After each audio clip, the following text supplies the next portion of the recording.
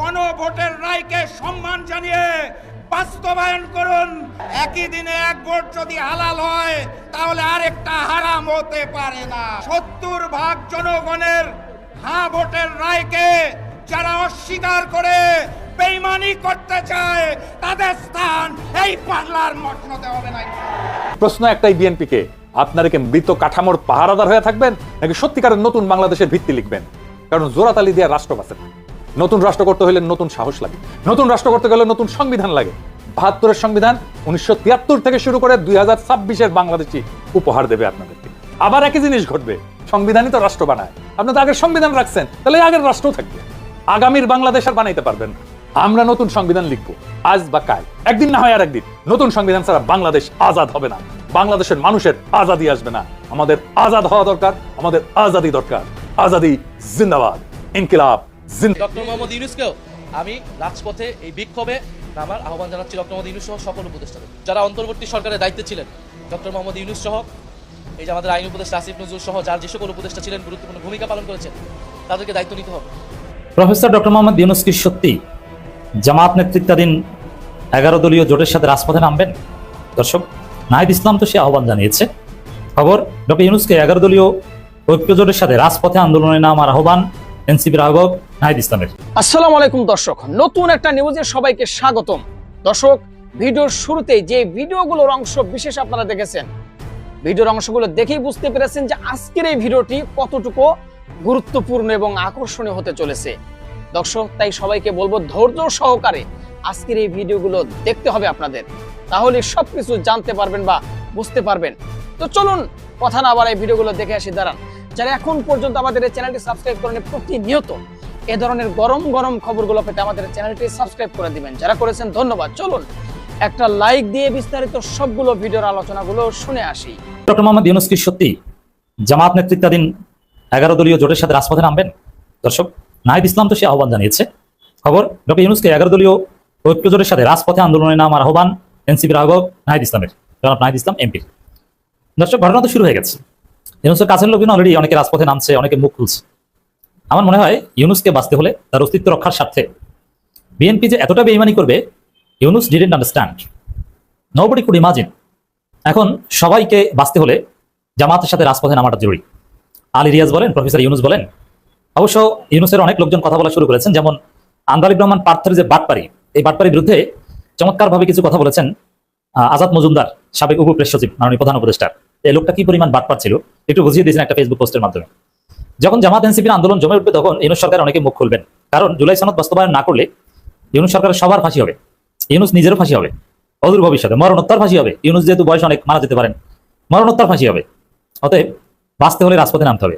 ইউনূসের ঘনিষ্ঠজনদের মধ্যে শহীদুল আলম আলোকচিত্রী, তিনি কিন্তু কার্যত রাজপথে নেমে গিয়েছেন, বিএনপির বিরুদ্ধে সোচ্চার হয়েছে। প্রথম আলো অনেকে কিন্তু বিএনপির বিরুদ্ধে মুখ খুলতে শুরু করেছে।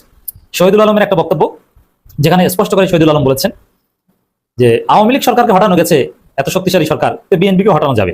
এবং প্রথম আলো এটা প্রচার করছে, মানে ইউনূসের কাছের লোকজন শহীদুল আলমরা বিএনপি সরকারের হটানো শব্দটা অ্যাটলিস্ট উচ্চারণ করা শুরু করেছে। তো অদূর ভবিষ্যতে ইউনূস মুখ খুলবেন বা ইউনূসের হাতে অনেক কিছুই আছে, অনেক মাল মশলা আছে তারেক সরকারের, তো সেগুলো ফাঁস করে দিয়ে জামাতের আন্দোলনকে সফলতার সর্বোচ্চ শিখরে যেতে সহায়তা করতে পারেন। দর্শক, এখন একটা বিষয় স্পষ্ট করে নিই, আপনারা জানেন যে জামাত এনসিপি সহ 11 দলীয় রাজপথে নেমে গেছে। যে বিষয়ে রাজপথে নেমেছে ওই বিষয়ে বিএনপির তো কোনো একতলাপ থাকার কথা না। বিএনপি জুলাই সনদের বিরুদ্ধে অবস্থান নেওয়ার কোনো যুক্তিই ছিল না। গণভোটের বিরুদ্ধে বিএনপি কেন অবস্থান নেবে? গণভোটের বিরুদ্ধে, জুলাই সনদের বিরুদ্ধে দাঁড়াবে তো আওয়ামী লীগ। বিএনপি কেন গুম অধ্যাদেশ বাতিল করবে? গুমের শিকার হয়েছে বিএনপি, গুম করেছে আওয়ামী লীগ, আওয়ামী অফিসাররা করেছে, বরং বিএনপি জামাতপন্থী সেনা অফিসারদেরও গুম করেছে। সেক্ষেত্রে বিএনপি তো গুম অধ্যাদেশ বাতিল করার কথা না। আসলে বিএনপি এখানে নিরুপায়, তারেক রহমান এখানে নিরুপায়। পর্দার অন্তরালের কোনো বিরাট শক্তি, দেশি বিদেশি শক্তি, তার মধ্যে একটা নাম সবাই জানেন, ডিজিএফআই, বিএনপিকে বাধ্য করছে। কেন বিএনপিকে বাধ্য করতে পারছে? কারণ বিএনপিকে তারা ক্ষমতা আসতে সহায়তা করেছে নানানভাবে।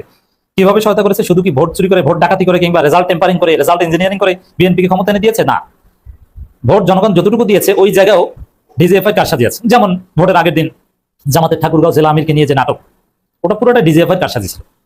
এভাবে নানান জায়গায় পদে পদে এবং তথ্য দিয়ে এই জায়গায় জামাত শক্তিশালী, এই জায়গায় জামাতের এই অবস্থান। ডিজিএফআই যেহেতু বাংলাদেশের সবচেয়ে শক্তিশালী গোয়েন্দা, অতএব বিএনপিকে গোয়েন্দা তথ্য সরবরাহ করে নমিনেশন সিলেক্ট করা থেকে শুরু করে আরো নানান বিষয়ে ডিজিএফআই হেল্প করেছে। এভাবে বিএনপিকে ক্ষমতা এনেছে ডিজিএফআই, যার ফলে বিএনপি ডিজিএফআইয়ের বিরুদ্ধে কিছু বলতে পারছে না। তো দর্শক, এই জায়গায় এই ডিজিএফআই ইউনূসকেও বারবার আটকে দেওয়ার চেষ্টা করছে, ইউনূসকে নানানভাবে ব্যর্থ করে দেওয়ার চেষ্টা করছে, ইউনুসের ফাইল আটকে দিয়েছে। এমনকি এই ডিজিএফআই নানান সিস্টেমে শাহাবুদ্দিন চুপ্পুকে রক্ষা করেছে। এই যে গুম খুনে জড়িত সেনা অফিসারদের ধরা যাবে না, গ্রেপ্তার করা যাবে না, আবার তারা সেনাবাহিনীর ক্যান্টনমেন্টের ভিতরেই একটা 5 স্টার মানের বিল্ডিং এ থাকবেন, আবার এই সেই, এগুলো সবকিছুর আয়োজক ডিজিএফআই। মানে ডিজিএফআই শত্রু কিন্তু ইউনুসও ছিলেন, যার ফলে সেই ডিজিএফআই তাদের মহাশক্তি কাজে লাগিয়ে বিএনপিকে ক্ষমতা এনেছে। সে বিএনপি তো তাদের কাছে ধরা, এই জন্য বিএনপির অনিচ্ছা সত্ত্বেও অনেক কিছু করতে হচ্ছে। এখন আমাদের দেশটাকে যদি সত্যিকার অর্থে মুক্ত করতে হয়, স্বাধীন করতে হয়, তাহলে এই ডিজিএফআই সহ আরো যত খেলোয়াড় আছে, ডিপ স্টেট আছে, সবাইকে পাওয়ারলেস করতে হবে, সবাইকে একদম ইম্পর্টেন্ট বানিয়ে দিতে হবে। এটা যদি করা যায় তাহলে বাংলাদেশ স্বাধীন হবে। এখন পর্যন্ত তারেক সরকারও স্বাধীন না। দর্শক, ইউনুস যদি রাজপথে নামেন তাহলে আমি মনে করি নাহিদের আহ্বানে যদি সাড়া দেন, ইউনুস সরকারের উপদেষ্টারা যদি মুখ খোলেন, সবার রাজপথে নামার প্রয়োজন নাই। কেউ কেউ জাস্ট ফেসবুকে পোস্ট দিবেন, কেউ কেউ টকশোতে যে কথা বলবেন যে বিএনপি আমাদেরকে এই কথা দিয়েছিল, এখন এই প্রতারণা করছে, গণভোট এবং জাতীয় নির্বাচন একই দিনে হলে এই হতো সেই হতো, এই কথাগুলো বিএনপি আমাদেরকে বলেছিল, ঐকমত্য কমিশন এই বলেছিল, এখন এইভাবে প্রতারণা করছে, তখন এই ব্যাখ্যা দিয়েছিল, এখন এই ব্যাখ্যা দিচ্ছে, এটা প্রতারণা। এই কথাগুলো ইউনুস সরকারের লোকজন বলা শুরু করুক, বিএনপি বুঝবে কত জানে কত চান।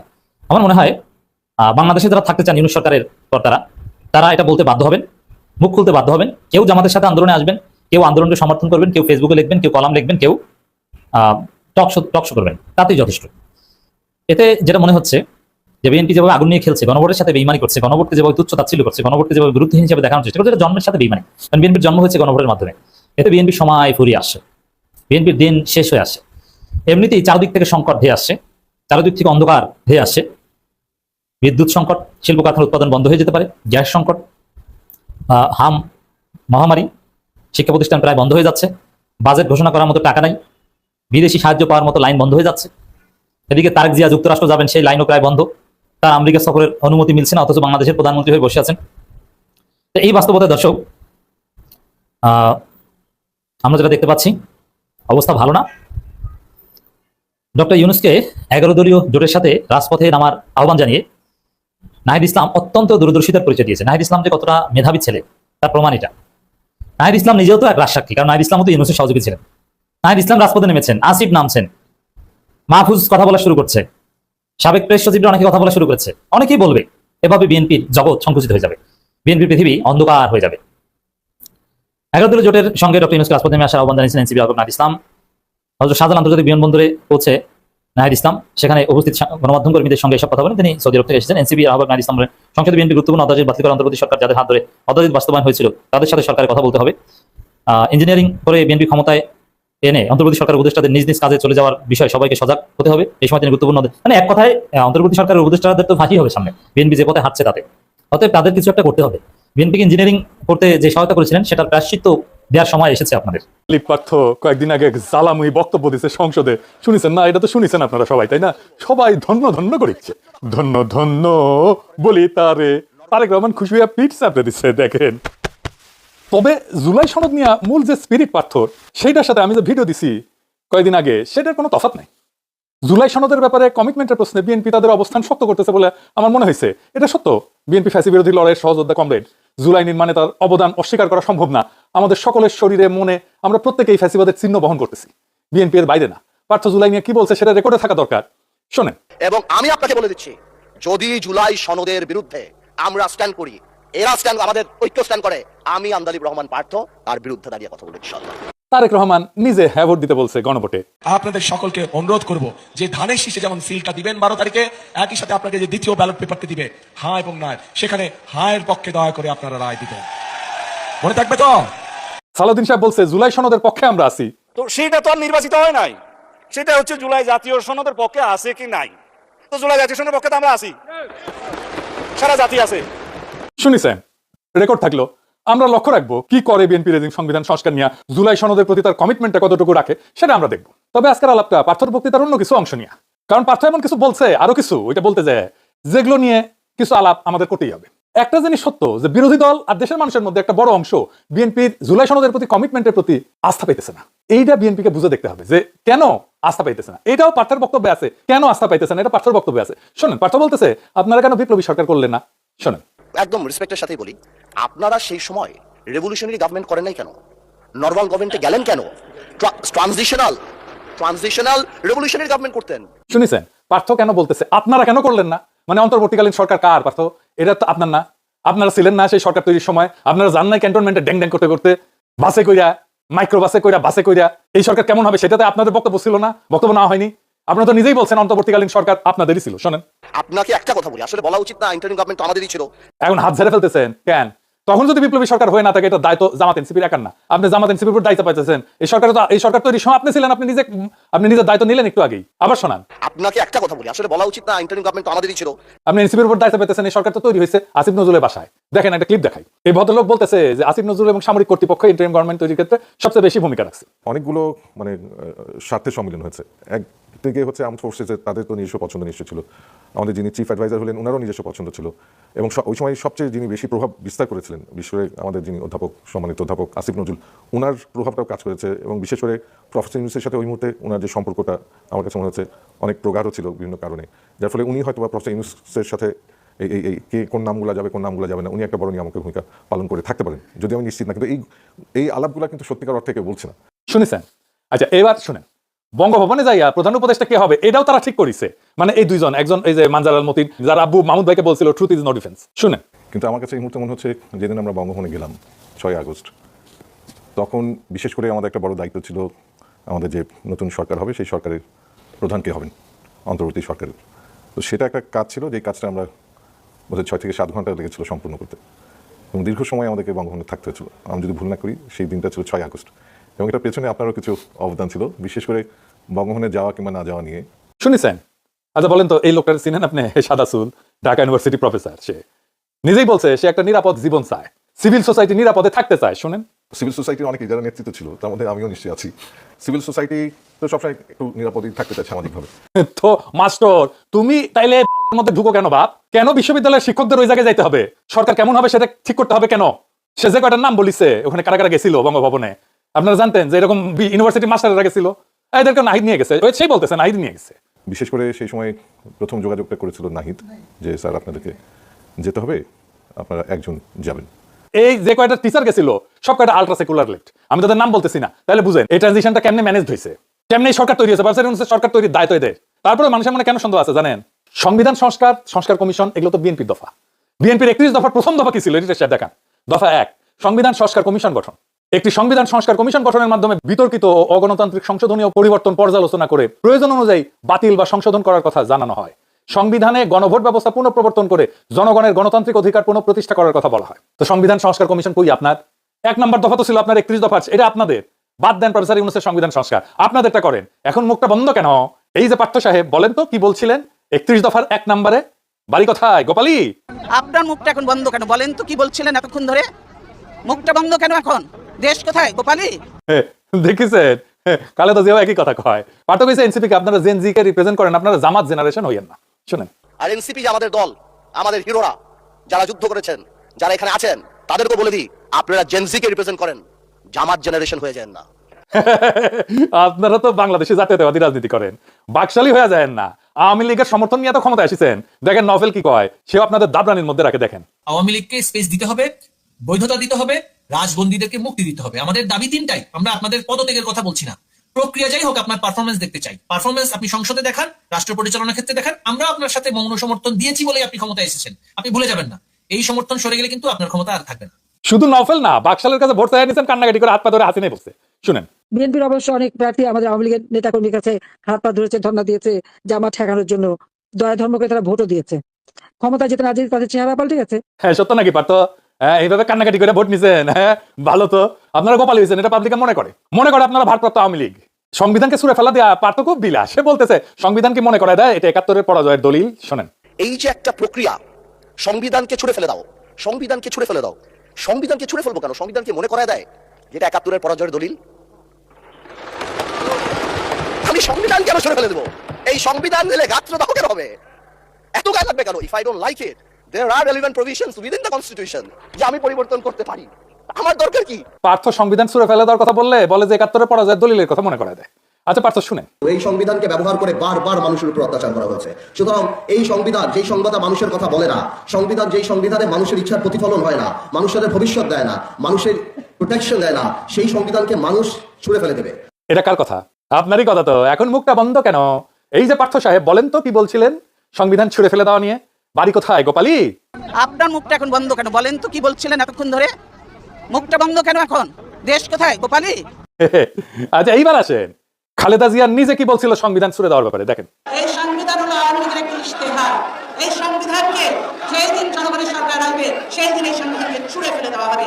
এই সংবিধান শুনিছেন? তাহলে কি খালেদা জিয়ার ৭১-এর পরাজয়ের ইতিহাস মনে পড়ে যায় পার্থ? তাই তো হয়। ওই সংবিধান তো বাংলাদেশের পরাজয়ের দলিল। ওই সংবিধান কে লিখছে? বাংলাদেশের সংবিধান পরিষদ। জানেন তো কিভাবে সংবিধান লেখা হয়? সারা দুনিয়ায় সংবিধান সভার নির্বাচন হয়, সংসদ নির্বাচনের মতো। তাদের পাবলিকে ভোট দেয় শুধু সংবিধান রচনার জন্য। পাকিস্তানের সংবিধান রচনার জন্য যে সংসদ নির্বাচন হয়েছিল 1970 সালে, সেই নির্বাচনে শরীয়তের বডিগার্ড বিজয়ী হয়েছিল। যারা পাকিস্তানের সংবিধান রচনার জন্য নির্বাচিত হয়েছিল তারাই স্বাধীন বাংলাদেশের সংবিধান রচনা করে। ওটা তো স্বাধীন বাংলাদেশের সংবিধান না, ওটা পাকিস্তানের সংবিধান। স্বাধীনতার ঘোষণাপত্রে লেখা আছে সাম্য, মানব সত্তার মর্যাদা আর ইনসাফ। এইটা দিয়ে আমরা দেশ গড়বো, এটা থাকবে আমাদের মূলনীতি, রাষ্ট্রের মূলনীতি। কেন নাই এইগুলা? একটাও নাই এই ৭২ সংবিধানে। কেন এর মধ্যে সাম্য নাই? কেন এর মধ্যে মানব সত্তার মর্যাদা নাই? কেন এর মধ্যে ইনসাফ নাই আমাদের মূলনীতি হিসাবে?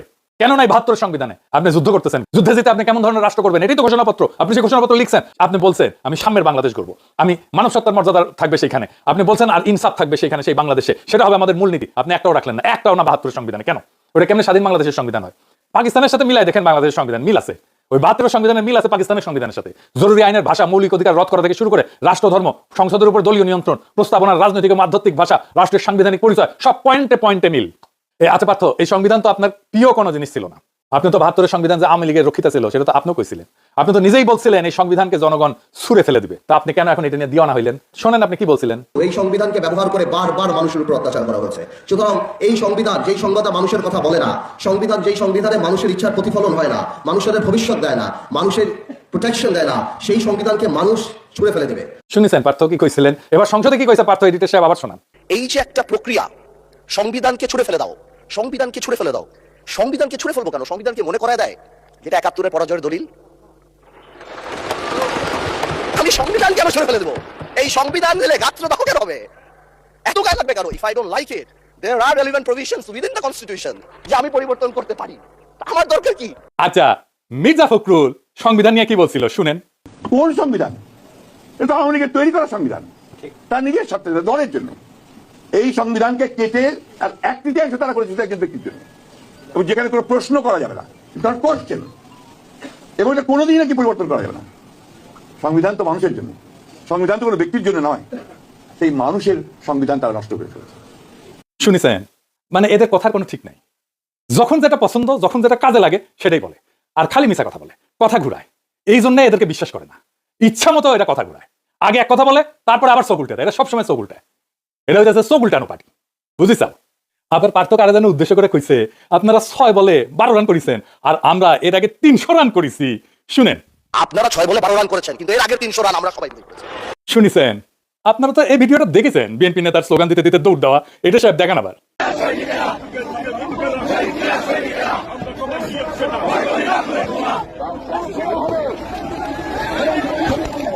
দেখেছেন? কেউ জানতেন যে কেন দৌড় মারিচ্ছে? ওই পার্থ সেকলে কয়া দিল ৩০০ রান করা লাগবি না, ওই জন্য দৌড় মারিছে। বিএনপির দৌড়ের উপরে রেখে তাহলে হাসিনা ভালোই করেছে, রান বেশি উঠেছে। দৌড় মারাটাই ওদের কাছে আন্দোলন। আপনারা ঈদের পরে আন্দোলন আন্দোলন শুনেছিলেন না? খালি ঈদের পরে তীব্র আন্দোলনের ডাক দিত মির্জা ফখরুল কেসি গেটের মাঝখানে বসে।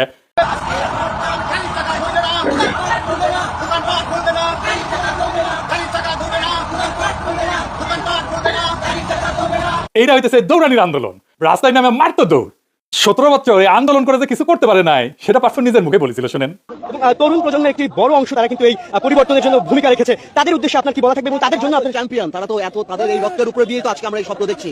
আমরা যেখানে ১৭ বছর আন্দোলন করে কাঙ্ক্ষিত লক্ষ্যে পৌঁছাতে পারিনি, সেই জিনিসটা তারা করেছে এবং এই কারণে জাতি সবসময় তাদেরকে স্মরণ রাখবে। এবং আমরা আমাদের জায়গা থেকে তাদের পাশে দাঁড়িয়েছি, তার কারণে আমরা কারাবরণ করেছি, আজকে বের হয়ে আসছি। এখন আমাদের দায়িত্ব তরুণ আমরা যারা সবাই আছে, সবাই মিলে এই দেশকে এমন একটা প্ল্যাটফর্ম দেবো যাতে ভবিষ্যৎ প্রজন্ম ভালোভাবে দেশ চালাতে পারে। শুনেছেন?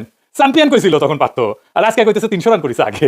শুধু কি তাই, মেজর হাফিজ যারা স্পিকার বানায়, যারা উদ্দেশ্য করে সংসদে কথা বলে পারতো, সে নিজেও বলেছিল কি শুনেন। যদি আরো 10 বছর সংগ্রাম করতাম, এই স্বৈরাচারী সরকারকে যারা সেনাবাহিনীর অস্ত্র নিয়ে, মারণাস্ত্র নিয়ে নিরস্ত্র মানুষের উপর ঝাঁপিয়ে পড়ে, এদেরকে সরানো সম্ভব ছিল না।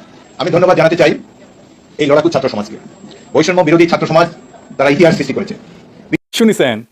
গান পার হইলে মাঝিকন চুদির ভাই, তাই না? এখন মুখটা বন্ধ কেন? এই যে পার্থ সাহেব বলেন তো কি বলছিলেন ৩০০ রান করা নিয়ে? বাড়ি কোথায় গোপালী? আপনার মুখটা এখন বন্ধ কেন বলেন তো, কি বলছিলেন এতক্ষণ ধরে? মুখটা বন্ধ কেন এখন? দেশ কোথায় গোপালী? আওয়ামী লীগের রক্ষিতা এই সংবিধানের ফেলায় আওয়ামী লীগ ভাগিছে। তো ইদ্যৎকালটা তো শেষ হইতে দেন, তারপরে নিকা বসেন। এত প্রেমের দিওয়ানা হয়ে ইদ্যৎকাল শেষ হওয়ার আগে নিকা বসিলেন। ইদ্যৎকালের তো একটা মেডিকেল রিজন আছে। 72-এর সংবিধানের পেটের তো বাকশালের বীজ আছে, ওই পোলা তো পেটের মধ্যে আছে, ফ্যাসিবাদের বীজ আছে, ওইটা থেকে বাকশালী বের হবে, পয়দা হবে ফ্যাসিবাদী। আপনি ভারপ্রাপ্ত ভাতারি হয়ে থাকবেন। 72-এর সংবিধান শুধু রাজনৈতিক স্মারক না, এটা ইনস্টিটিউশনাল ফেইলিওরের উৎস। তবে একটা জিনিস বুঝলাম না, আপনি যেমন সংবিধানের বিরুদ্ধে কইছিলেন, ঠিক তেমনি আন্তর্জাতিক খ্যাতি সম্পন্ন বাটপার বিকাশ নুরও কিন্তু কইছিল। শুনেন, এই গণবিরোধী সংবিধান দিয়ে বাংলাদেশ আর চলবে না। আজকে জাতির প্রয়োজনে নতুন সংবিধান রচনা করতে হবে। বিকাশ নুরা মন্ত্রী হইল, আপনি কেন হইলেন না? এই 72-এর সংবিধানের পরতে পরতে লুকায় আছে ফ্যাসিবাদ। এই সংবিধানই জন্ম দিছিল হাসিনার ফ্যাসিবাদ। বাংলাদেশে আবারও ফিরে আসবে ফ্যাসিবাদ যদি এই 72-এর সংবিধান থাকে। যে সংবিধান 55 বছর আগে লেখা হয়েছিল, সেই সংবিধান কি আজকের কমপ্লেক্সিটি এটা ধারণ করতে পারে? আজকের দুনিয়ার সমস্যাকে সমাধান দিতে পারে? আমি একটা উদাহরণ দিই। আপনি আইনজীবী, ব্যারিস্টার, আপনি এটা জবাব দেবেন আমাকে। এই সংবিধান যে কত জঘন্য, কত অপূর্ণ, কত ধ্বজভঙ্গ আমি দেখে দিতেছি। বাংলাদেশের সংবিধানে কোনো পৃথক সাংবিধানিক আদালত নাই। সাংবিধানিক আদালত কেন লাগবে? কারণ সংবিধান ব্যাখ্যা এবং রক্ষার দায়িত্ব সাংবিধানিক আদালতের। এই ব্যাখ্যা এবং রক্ষার দায়িত্ব আমি দিয়ে দিচ্ছি সুপ্রিম কোর্টকে। কিন্তু যেই সুপ্রিম কোর্টের বিচারপতি নিয়োগ পায় রাষ্ট্রপতির মাধ্যমে, যিনি প্রধানমন্ত্রীর পরামর্শে কাজ করে, তার মানে কি? তার মানে বিচারপতি তো আমার নিয়োগ করার চাকর। জার্মানি, দক্ষিণ কোরিয়া, দক্ষিণ আফ্রিকা বহু দেশে পৃথক সাংবিধানিক আদালত আছে, যেখানে বিচারপতি নিয়োগের নির্বাহী বিভাগের হস্তক্ষেপ থাকে না। বাংলাদেশে এই সুরক্ষা নাই। ফলাফল, বিচার বিভাগ নির্বাহী বিভাগের উপর নির্ভরশীল হয়ে পড়ছে। সংবিধান রক্ষার দায়িত্ব যাদের উপরে, তারা নিজেরাই সংবিধান লঙ্ঘনকারী নিয়োগ করা। আপনি যার সাংবিধানিক আদালত ঢুকাতে পারবেন সংবিধান সংশোধন করে? এই সংবিধানে বলেন তো কতগুলো জায়গায় আপনার সংশোধনী আনতে হবে? চিন্তা করে দেখছেন একবার? আপনি তো ব্যারিস্টার। পুরো কনস্টিটিউশনের ডিজাইনটাই হাইকোর্ট ডিভিশন, অ্যাপিলেট ডিভিশনকে কেন্দ্র করে লেখা। ফলে আলাদা সাংবিধানিক আদালত আনতে গেলে সংবিধানের ভেতরে টুকরা টুকরা জোড়াতালি দিতে হবে অনেকগুলো জায়গায়। আমি হিসাব করে দেখছি 12 থেকে 14টা জায়গায়। আর্টিকেল 44 থেকে শুরু করে 111, 152, থার্ড শিডিউল পর্যন্ত ছড়াই থাকা ধারাগুলো সাইটে বদলে পুনর্লিখন করতে হবে, একেবারে আলগা পাঁচতলা চেঞ্জ করতে হবে। আর্টিকেল 44 বদলাইতে হবে, 94 বদলাইতে হবে, আর্টিকেল 95 বদলাইতে হবে, আর্টিকেল 96 বদলাইতে হবে, আর্টিকেল 104 বদলাইতে হবে, 105 বদলাইতে হবে, 6 বদলাইতে হবে, আর্টিকেল 98 বদলাইতে হবে, আর্টিকেল 101 বদলাইতে হবে, 102 বদলাইতে হবে, প্রায় নতুন করে লিখতে হবে আর্টিকেল 103, 104, 105, 106, 107, 108, 109, 110, 111 এগুলো সব বদলাইতে হবে। আর্টিকেল 152 বদলাইতে হবে, থার্ড শিডিউলে হাত দিতে হবে। আর্টিকেল 148 পুরো আবার পুনর্লিখন করতে হবে, পুরো প্রথম আগা পাঁচতলা। 12টা থেকে 14টা মূল অনুচ্ছেদকে আমূল বদলাইতে হবে। এর নতুন সংবিধান লেখা সহজ নাকি? বলবেন এখন সাংবিধানিক আদালতের দরকার নাই? আপনারা বলেন সংসদ মহান, সংসদ সার্বভৌম। না, সংবিধান ব্যাখ্যা রক্ষা করার দায়িত্ব সুপ্রিম কোর্টে। আপনার কিসের সার্বভৌম? বাংলাদেশে তো জুডিশিয়াল অটোক্রেসি আছে সবসময়, সবার উপরে আদালত, অনির্বাচিত বিচারকদের রাজধানী চলে সবসময় সংবিধানের উপরে। কথা খুব সোজা, যে সংবিধান বারবার স্বৈরতন্ত্রের জন্ম দেয়, যে কাঠামো ফ্যাসিবাদ থাকিতে পারে না, যে ব্যবস্থায় জনগণের ভোটের উপরে দল, দলের উপরে নেতা, আর নেতার উপরে আর কেউ থাকে না, সেই ব্যবস্থা রক্ষা করাকে আমি কোনো প্রজ্ঞা বলে মনে করি না, কাপুরুষতা বলে মনে করি, প্রতারণা বলে মনে করি। আজ যারা 72-এর সংবিধানের প্রেমে হাবুডুবু খাইতেছেন, তাদের মনে রাখা দরকার এই সংবিধান কোনো পবিত্র ধর্মগ্রন্থ না। এইটা একটা রাজনৈতিক দলিল, আর জনগণ চাইলে রাজনৈতিক দলিল বদলায়, ছুড়ে ফেলে, নতুন করে লেখে। তাই প্রশ্ন একটাই বিএনপিকে, আপনারা কি মৃত কাঠামোর পাহারাদার হয়ে থাকবেন, নাকি সত্যিকারের নতুন বাংলাদেশের ভিত্তি লিখবেন? কারণ জোড়াতালি দিয়ে রাষ্ট্র বাঁচে না। নতুন রাষ্ট্র করতে হলে নতুন সাহস লাগে, নতুন রাষ্ট্র করতে গেলে নতুন সংবিধান লাগে। 72-এর সংবিধান 1973 থেকে শুরু করে 2026-এর বাংলাদেশি উপহার দেবে আপনাদেরকে। আবার একই জিনিস ঘটবে, সংবিধানই তো রাষ্ট্র বানায়। আপনি তো আগের সংবিধান রাখছেন, তাহলে আগের রাষ্ট্রও থাকবে। আগামীর বাংলাদেশ আর বানাইতে পারবেন না। আমরা নতুন সংবিধান লিখবো, আজ বা কাল, একদিন না হয় আর একদিন। নতুন সংবিধান ছাড়া বাংলাদেশ আজাদ হবে না, বাংলাদেশের মানুষের আজাদি আসবে না। আমাদের আজাদ হওয়া দরকার, আমাদের আজাদি দরকার। আজাদি জিন্দাবাদ, ইনকিলাব। শ্রোতা, আশা করি সবগুলো ভিডিও দেখেছেন এবং সকল বিশ্লেষকদের বিশ্লেষণগুলো মনোযোগ সহকারে শুনেছেন। তো প্রত্যেকটি বিশ্লেষকদের বিশ্লেষণ শোনার পরে আপনারা কি জানলেন, বুঝলেন? আপনাদের মূল্যবান মতামতটা ভিডিওর কমেন্ট বক্সে জানিয়ে দিন। আর হ্যাঁ, পারলে ভিডিওটি শেয়ার করুন। যারা এখন পর্যন্ত আমাদের এই চ্যানেলটি সাবস্ক্রাইব করেনি, প্রতিনিয়ত এই ধরনের গরম গরম খবরগুলো পেতে আমাদের চ্যানেলটি সাবস্ক্রাইব করে আমাদের সাথে থাকুন। ইতিমধ্যে যারা অলরেডি সাবস্ক্রাইব করে দিয়েছেন, সবাইকে অসংখ্য ধন্যবাদ জানিয়ে ভিডিওটি এখানে শেষ করছি। ভালো থাকবেন সবাই, আল্লাহ হাফেজ।